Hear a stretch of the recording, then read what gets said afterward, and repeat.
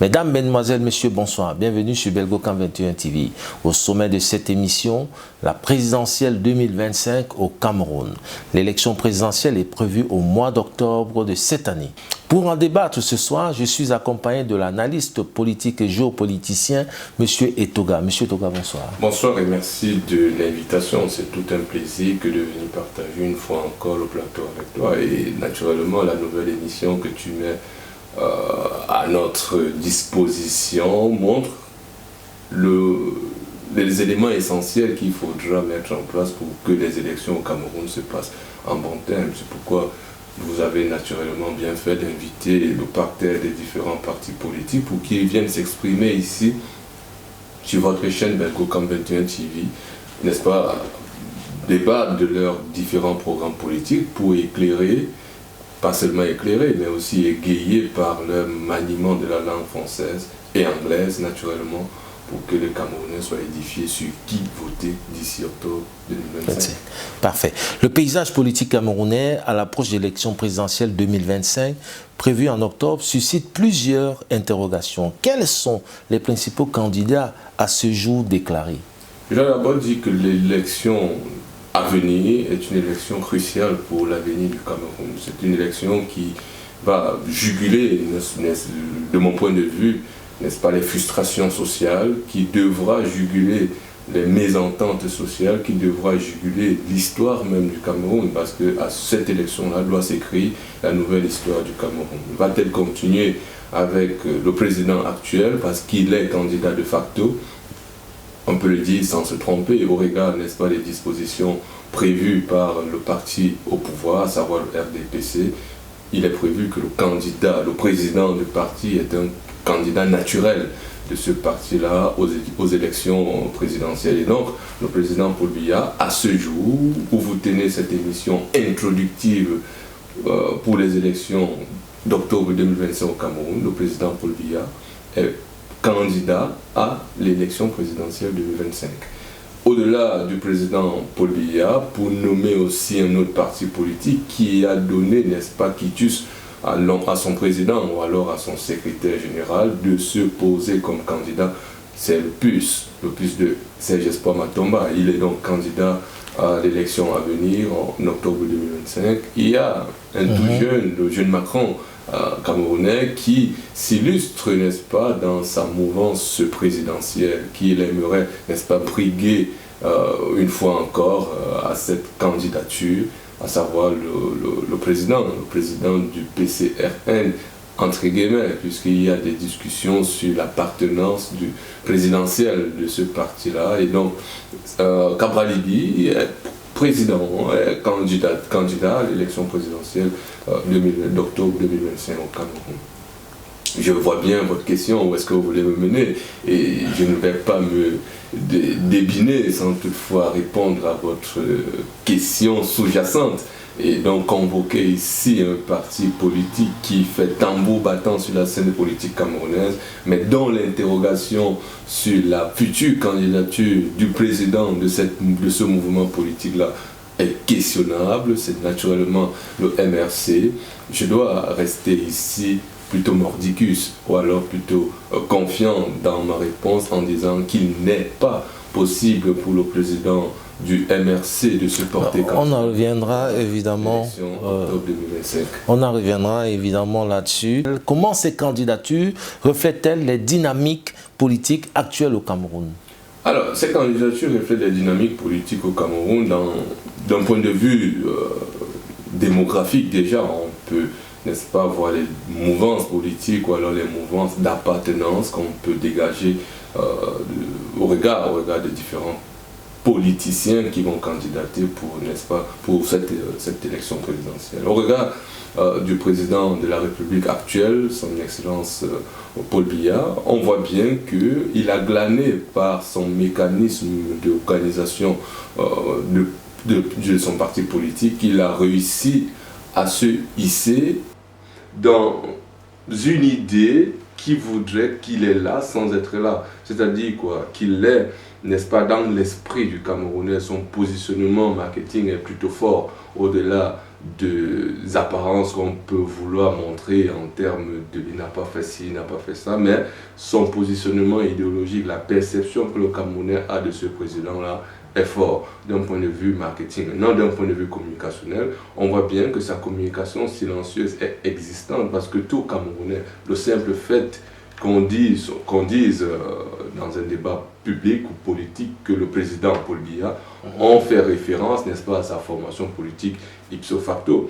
Et naturellement, c'est une communication qu'on fait à l'endroit ou à l'adresse du RDPC qui sera bénéfique pour eux parce qu'ils ne vont plus, n'est-ce pas, travailler pour faire connaître le parti politique comme les autres formations politiques à l'endroit, à l'adresse, j'ai envie de dire, de la jeunesse, de la vieillesse, j'ai envie de dire aussi, mais on se rend à l'évidence que le RDPC part gagnant d'un point de vue communicationnel sur cet aspect des choses. Maintenant, vous avez aussi des partis politiques qui ont tenté, n'est-ce pas, de greffer leur idéologie ou alors leur approche communicationnelle au marketing vers une population cible qui se veut plutôt majoritaire au niveau du Cameroun. Mais la question qu'ils ne se sont pas naturellement posée, c'est est-ce que cette population majoritaire est inscrite sur les listes électorales à ce moment? On voit bien que la stratégie de communication que tient le RDPC aujourd'hui, elle est fondée sur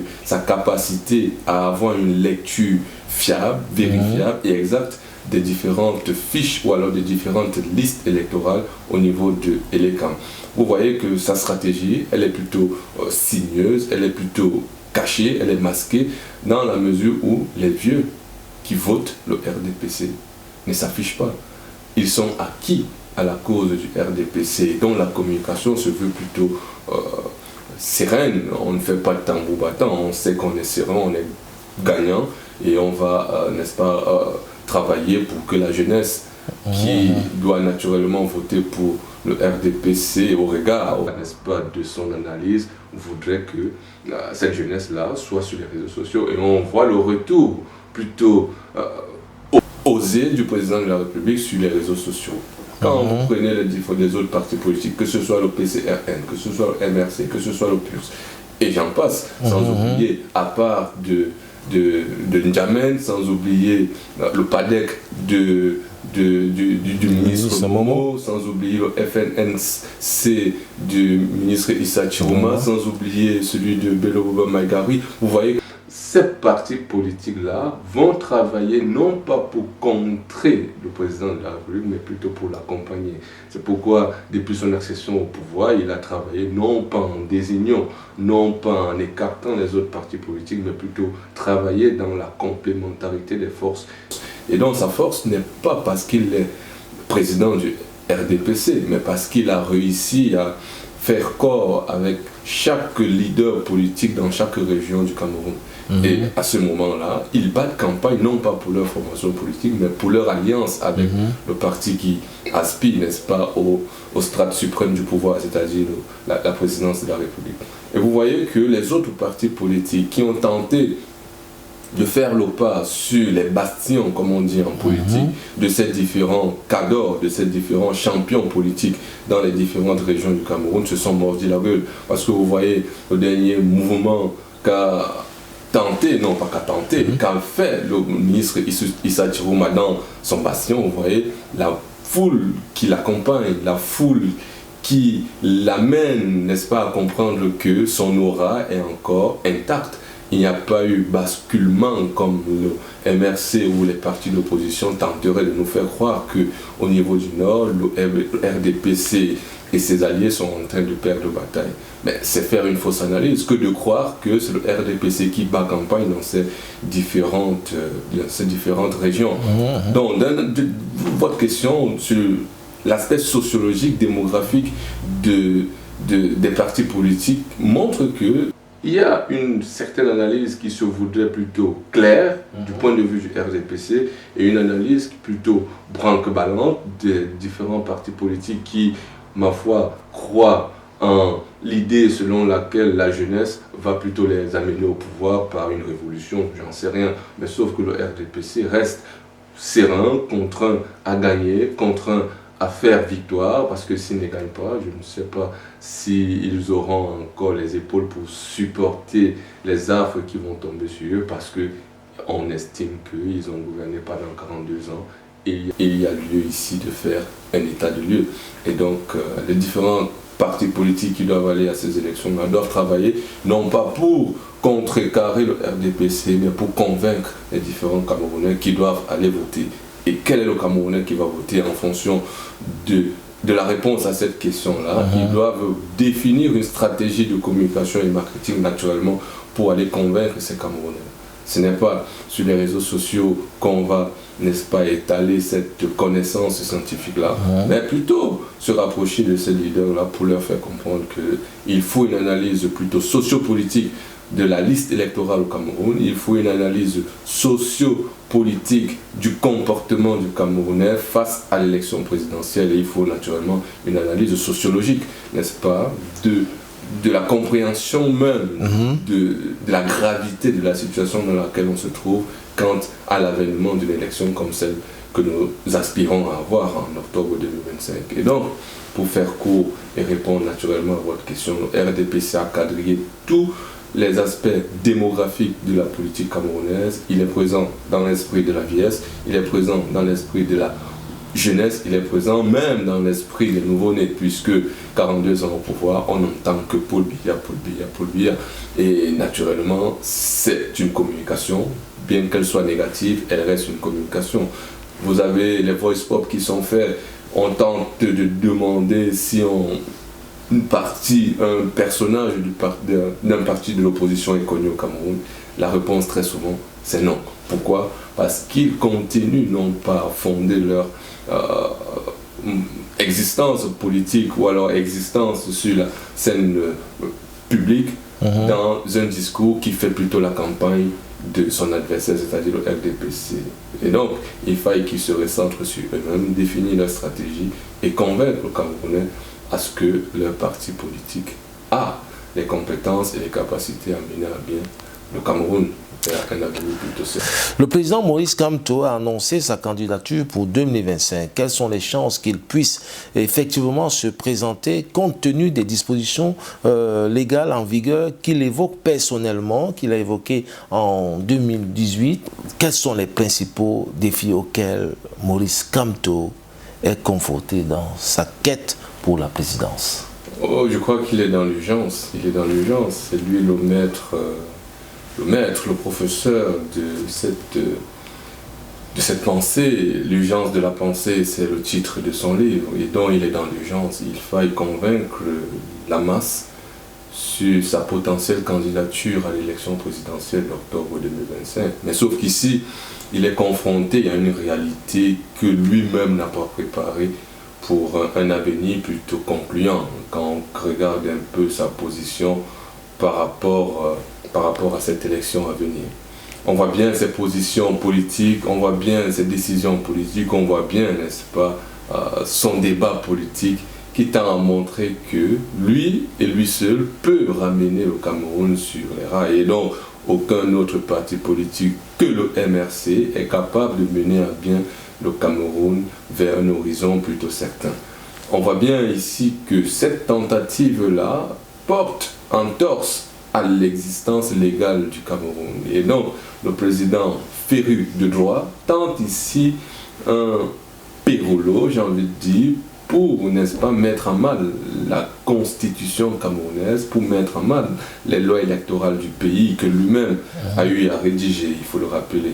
Et donc, le président Maurice Kamto, dans sa statue d'homme de droit, dans sa statue d'homme politique, dans sa statue d'homme le plus capé en termes de droit, c'est-à-dire qu'on l'a baptisé le pape du droit, tente de nous faire croire, nous, les bambinos, comme un Mexicain aurait dit, que lui, sa candidature est plutôt sereine, est plutôt confirmée, elle est plutôt avalisée par le pouvoir qui doit sanctionner l'acceptation ou le rejet de différents candidats qui souhaiteraient briguer, n'est-ce pas, la présidentielle en octobre 2025. Donc sa stratégie, c'est simplement nier l'existence des institutions qui ont été mises en place par le pouvoir, qui donnent naturellement, n'est-ce pas, le fouet pour qu'on bastonne sur ces institutions-là, parce qu'ils sont, pour certains, biaisés au regard des personnes qui travaillent au sein de ces institutions-là, qui ont une appartenance idéologique bien prononcée, à savoir, n'est-ce pas, ils font partie du sérail, ils font partie n'est-ce pas, du comité central du RDPC, ils ont occupé, n'est-ce pas, des fonctions en appartenance, n'est-ce pas, à cette formation politique-là, et revenir dans les institutions qui doivent juguler les élections au niveau du Cameroun. On peut, n'est-ce pas, affirmer sans risque de se tromper que c'est un peu mal pensé d'un point de vue de la gestion du pouvoir au niveau du RDPC. Il n'aurait pas, au regard des 42 ans de pouvoir, donné ce fouet-là à l'opposition pour se faire battre. C'est un peu mal jugé la chose que de procéder ainsi. Mais au-delà de tout ça, on voit bien que le président Maurice Kamto, son regard n'est pas porté vers ces détritus politiques que le RDPC tente de mettre sur la scène publique pour, n'est-ce pas, anéantir tout débat, ou alors conforter le débat politique sur ces discussions de bas niveau. Mais le président Maurice Kamto tente, lui, d'élever à son niveau, n'est-ce pas, le débat au niveau de la structure constitutionnelle du Cameroun, qui a la capacité, lui, de lui conférer, n'est-ce pas, la possibilité d'être candidat. C'est un élu. La réponse, c'est un élu. Et au regard du décompte qu'on peut faire de son parti politique, il a 0 élu à l'heure actuelle. Et donc, lui, dans ses pirouettes juridiques, tente de nous faire comprendre que la députation, elle est nationale, elle n'est pas fondée sur une certaine appartenance politique, elle est même plutôt transférable d'un point de vue juridique selon l'analyse du pape du droit. Et donc, si vous êtes député SDF aujourd'hui et que par mégade, vous avez la chance d'avoir côtoyé le président Maurice Kamto, pape du droit qui vous a illuminé par sa science, et donc vous décidez de rejoindre, n'est-ce pas, cette formation politique qu'on nomme le MRC, il devient de facto éligible parce qu'il a en son sein un député de la nation. De ce point de vue, selon son analyse, sans risque de me tromper et rester fidèle à sa conception, n'est-ce pas, de cette analyse que lui-même a eu à faire, je pense que c'est l'interview-là que vous tentez ici de rappeler, il est candidat, il est potentiel candidat à l'élection d'octobre 2025. Vous voyez que c'est toute une alchimie que le président ministre Maurice Kamto tente de nous faire ici. Mais pour rester bref et répondre rapidement à votre question, il n'est aucunement éligible pour être candidat à l'élection présidentielle 2025. C'est dit tout simplement que le président Maurice Kamto, au regard de son évolution politique, ses analyses géopolitiques et ses capacités à voir le Cameroun vers un avenir plutôt serein, sont plutôt biaisées. Donc ces décisions, c'est pas moi qui le dis, c'est ceux qui l'ont côtoyé, Michel Doki, Jamen et j'en passe, qui confirment qu'ils n'ont aucunement été consultés pour boycotter les élections législatives, municipales au Cameroun, qui conféraient de facto la capacité ou la possibilité à Maurice Kamto de se porter candidat parce qu'il aurait eu naturellement des élus. Parce que deuxième à l'élection présidentielle avec 14%, il est inconcevable qu'il n'ait pas d'élu s'il va aux élections en 2018 ou 2020, donc aux élections législatives. Et donc vous voyez qu'il s'est fourvoyé lui-même. L'analyse politique qu'il a eue de la situation d'antan a été plutôt préjudiciable pour lui, pour l'avenir.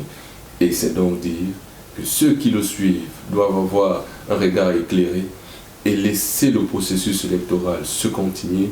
Si par mégade, sa stratégie qu'il tente de mettre en place aujourd'hui par des mécanismes analytiques qui tentent de greffer dans la tête du Camerounais lambda que sa candidature est certaine, par des stratagèmes juridico-politico, j'ai envie de dire moribonds, me laisse un peu perplexe sur sa capacité à gérer le Cameroun. Il s'est fourvoyé qu'il assume simplement son fourvoiement.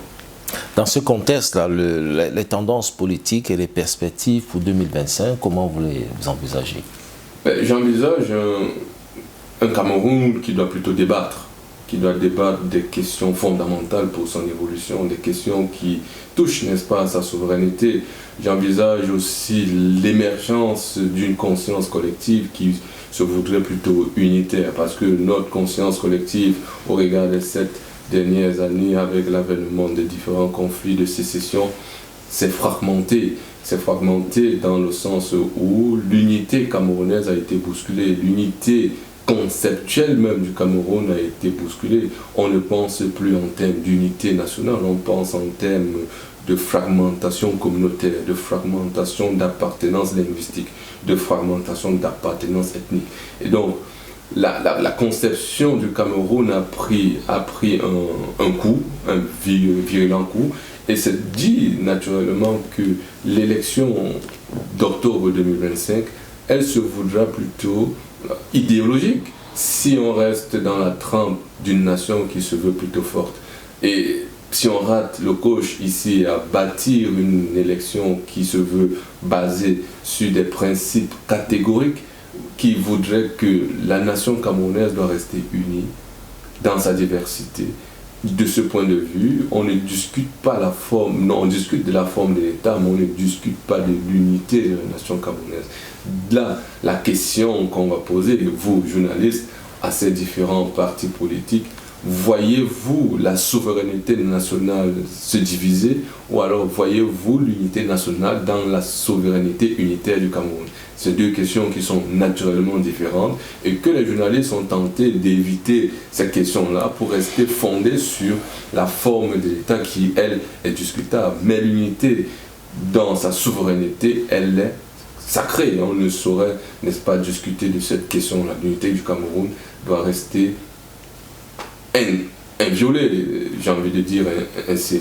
Lorsque je l'ai dit, la question aussi qui me semble plutôt poignante, c'est celle de l'indépendance, celle de l'indépendance monétaire. Allons-nous avoir un président qui prend, n'est-ce pas, la dragée haute et dit à l'ensemble des Camerounais que pour se développer, il nous faut plus de 3 000 milliards de francs CFA qui rentrent dans nos caisses parce que le budget naturellement c'est 7 000 milliards mais il faut rembourser la dette qui prend déjà 4 000 milliards, il reste 3 000 milliards qu'il faut financer et les routes et j'en passe. Et donc naturellement on reste dans cette domination qui se veut plutôt perpétuelle en termes même idéologiques, économiques, sociaux et j'en passe. On est à la merci, n'est-ce pas, des bailleurs de fonds.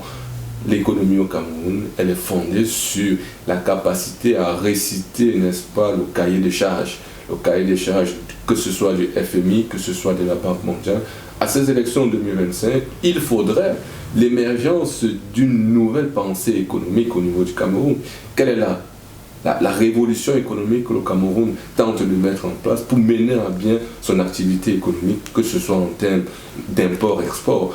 À ce moment-là, on voit bien que les candidats à l'élection présidentielle sont restés dans la logique populistique, j'ai envie de dire. Et donc, ils sont restés plutôt dans cette idée-là que la communauté internationale, telle que le fait si bien aujourd'hui le président de la République, son Excellence Paul Biya. Mais où est le discours de rupture en termes de débat politique? Où est le schisme qui montre, n'est-ce pas, la claire divergence, cette divergence d'opinion, cette divergence d'idées en termes d'idéologie politique des différentes formations politiques au niveau du Cameroun. Quand j'analyse simplement d'un point de vue économique, on voit bien qu'ils ne sont pas dans la rupture avec la France, dans la rupture avec la communauté internationale, mais ils sont dans la continuité, dans le discrédit de ce qui a été fait. Mais sauf qu'aujourd'hui, en termes de maîtrise de cette communauté internationale-là, il n'y a pas un d'entre eux qui est au-dessus de la trempe du président de la République, son Excellence Paul Biya. Ce n'est pas pour donner, n'est-ce pas, les points ici ou alors les arguments aux affidés du RDPC, mais c'est un fait. Quand on regarde, n'est-ce pas, la statue d'un Cabral Libi au niveau international et on regarde la statue d'un Paul Biya en termes de négociation, en termes d'affirmation des intérêts au niveau du Cameroun, je ne pense pas que le président Cabral Libi, sans vouloir me faire lyncher par ses affidés, est capable de tenir la dragée haute quand les bailleurs internationaux qui financeraient, n'est-ce pas, sa candidature viendraient lui dire monsieur, on a financé votre candidature, on a besoin de minerais qui se traînent là-bas vers l'est du Cameroun, on a besoin de l'or qu'on a vu quelque part là-bas. Vu qu'on a financé votre candidature, on vous tient par des mécanismes obscurs. Et donc, naturellement, vous êtes en porte-à-faux avec même l'idéologie de votre parti politique. Et donc, ça dit qu'il faut qu'ils arrivent à comprendre, n'est-ce pas, la sociologie même du Cameroun. Ils arrivent à comprendre la sociologie historique, la sociologie politique, la mouvance, n'est-ce pas, qui baigne en chaque Camerounais, qui le pousse, n'est-ce pas, à s'investir dans le champ politique. Si on continue dans cette idée qui se voudrait plutôt loufoque, celle de dire que le Camerounais va voter parce qu'il en a marre des 42 ans de pouvoir, je doute fort qu'on arrive à un changement que chaque Camerounais souhaite, mais pas plutôt en termes de changement du statu quo. On a un changement, mais on reste dans le statu quo. On aspire, du moins de mon point de vue, à un changement plutôt révolutionnaire, à un changement plutôt alternatif, qui propose une alternative plutôt prospère, plutôt sereine. Cette alternative-là passe par les discours que nous tenons sur la scène politique et qui doit engranger, n'est-ce pas, la masse vers un idéal qui se veut commun. Cet idéal-là, c'est l'unité du Cameroun. C'est la pleine indépendance du Cameroun qui déteint sur l'ensemble des débats que nous aurons au cours de cette élection 2025 au Cameroun, que ce soit en termes d'économie, que ce soit en termes de social interest, que ce soit en termes de... Peu importe, on va se retrouver à débattre de la souveraineté du Cameroun. Et cette souveraineté-là, maintenant, on va décliner l'analyse en termes de... On a besoin d'une économie monétaire forte pour satisfaire aux besoins, n'est-ce pas, du citoyen lambda. Apporter le bien-être au Camerounais lambda, c'est avoir une économie forte. Avec le franc CFA de nos jours, qui est reposé sur le mendiant économique, le super mendiant économique que le président de la République aujourd'hui, qui n'a pas son deuil au Cameroun en termes de négociation chez les bailleurs de fonds, aujourd'hui reste le meilleur. Si on change de président aujourd'hui, est-ce que celui qui va remplacer le président de la République, son Excellence Paul Biya, sera capable, sans vendre les bijoux de famille du Cameroun, à ramener les fonds, comme a fait le président de la République qui a conservé nos richesses jusqu'à aujourd'hui. Et donc là est toute la question. Est-ce que le discours de rupture peut aider le Cameroun à se lever, à se hisser au firmament que chaque Camerounais souhaiterait? Où se situe alors le point culminant des enjeux de l'élection présidentielle pour le Cameroun? Le point culminant, comme je vous l'ai dit, c'est l'émergence d'un leader politique qui comprend les enjeux, tant national qu'international, et se positionne en fonction, et fait comprendre à sa population, tel que Donald Trump l'a fait au niveau des États-Unis, faire comprendre en fonction des aspirations géopolitiques de ce leader-là, et de cette prospection qu'il a du Cameroun. Quel Cameroun voulons-nous? C'est le président de la République qui posait déjà ces questions-là en 82, 83, 84. Je perds mes dates. Quel Cameroun voulons-nous laisser à nos enfants? Quel Cameroun voulons-nous? Qui suis-je quand je parle quand je dis que je suis Camerounais? Qui suis-je également? Donc cette question-là, le candidat doit répondre à toutes ces questions-là. Quel est ce Cameroun qui se veut indépendant mais reste dépendant? Il faut répondre à cette contradiction idéologique-là. Au leader politique de faire corps avec cette analyse du citoyen camerounais, de l'inclure dans son programme politique, de venir avec un discours plutôt qu'il comprend et qui amène naturellement à des réponses sur ces interrogations. Mais au regard de ce que nous avons aujourd'hui, on peut, sans risque de se tromper, dire que les leaders politiques au Cameroun sont plutôt des friands de la communauté internationale. Pour finir, comment les différentes coalitions et alliances pourraient-elles influencer le résultat de l'élection présidentielle 2025 au Cameroun? Il n'y aura aucune alliance, il n'y aura aucune coalition, il n'y aura rien de tout ça. Il n'y aura rien de tout ça au Cameroun. Au regard de ce constat que le président de la République avait lui-même fait, l'égoïsme, l'individualisme, gouverne nos formations politiques. Le Camerounais, dans son ensemble, est individualiste. Il est plutôt mathuvuiste. C'est lui, on doit toujours dire que c'est lui. Regardez la posture du président Kamto et vous avez tout compris, la scène politique camerounaise. Il n'y aura aucune coalition. La coalition se voudrait plutôt soumettante pour les autres. Et c'est le discours que tient aujourd'hui les affiliés du ministre Maurice Kamto. Quand on l'interroge sur la question de la coalition, on voit bien qu'il aimerait que les autres formations politiques se soumettent, n'est-ce pas, à sa candidature pour le hisser, n'est-ce pas, au niveau de la présidence du Cameroun. Et donc, naturellement, on va de facto vers une désunion en termes de coalition. Il n'y aura pas de coalition, il n'y aura pas d'alliance. Les alliances qu'il y aura, ça sera au bénéfice du RDPC parce qu'il y en aura beaucoup. Il y en aura beaucoup s'il y a des alliances ou des coalitions. Il y a déjà, n'est-ce pas, le discours de Elie Bilobert qui tend à montrer que toute alliance qui va se construire dans le sens de porter un individu au pouvoir, mais non pas dans le sens de porter l'opposition dans sa totalité, dans sa globalité, sera combattue. Et quand vous avez ce genre de discours, vous comprenez que l'opposition au Cameroun est dans l'opposition. Et c'est au bénéfice de qui? Du RDPC. Ce n'est pas pour dire que dans l'opposition, les unions sont plutôt basées sur le fait qu'on appartient à l'opposition. Non, que non. Il y a aussi de l'idéologie derrière. Je m'allie à un type de l'opposition de l'extrême droite ne va pas s'allier, même si le jeu politique le voudrait, avec un type d'extrême gauche. Ils sont dans des extrêmes opposés. Et donc, vous avez ici au Cameroun, à cette élection présidentielle, les idéologies vont se figer en termes de non plus dire que je m'allie au président Maurice Kamto parce qu'il est beau, parce qu'il est fort, parce qu'il est le pape du droit, mais plutôt parce qu'il apporte une question ou alors une réponse en termes idéologiques sur les aspirations qu'il porte par rapport au Cameroun.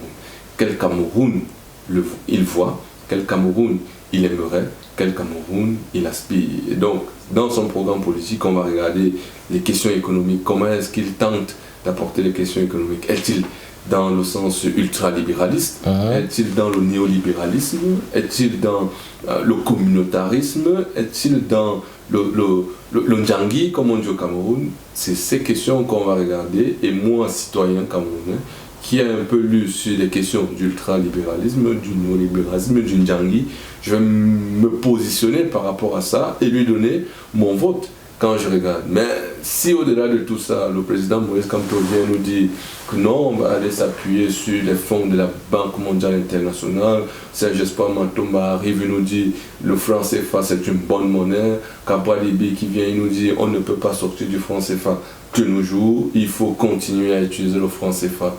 Ils sont en alliance. Tous ne sont pas dans la rupture, ils sont même dans la continuité idéologique du président actuel. Et donc, quand je vois, il y a une candidature qui est en train d'émerger, elle doit se confirmer, c'est celle du docteur Yam Timban. C'est ici que s'achève cette première édition du présidentiel 2025. Nous vous donnons rendez-vous pour le prochain numéro et invitons notamment les politiciens vivant dans la diaspora à venir exprimer leur point de vue sur Belgocam 21 TV. À très bientôt.